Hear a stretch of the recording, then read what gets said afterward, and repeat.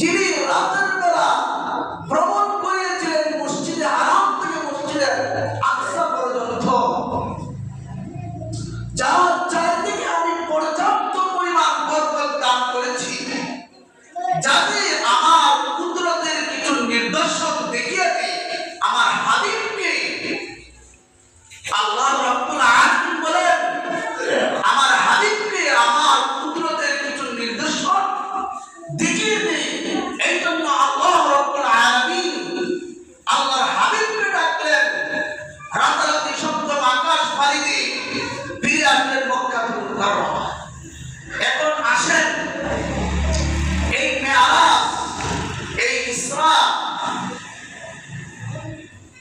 কোন তারিখে কোন মাসে সংঘটিত হয়েছিল? এই মেরাজ কোন তারিখে কোন মাসে কোন সনে সংঘটিত হয়েছিল? এই মেরাজ নিয়ে উলামায়ে কেরামের বিভিন্ন ইখতিলাফ রয়েছে।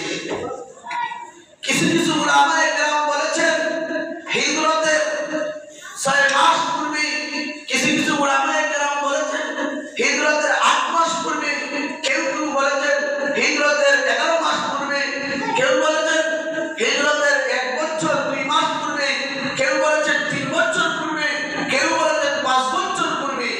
তবে সর্বাধিক প্রসিদ্ধ মতামত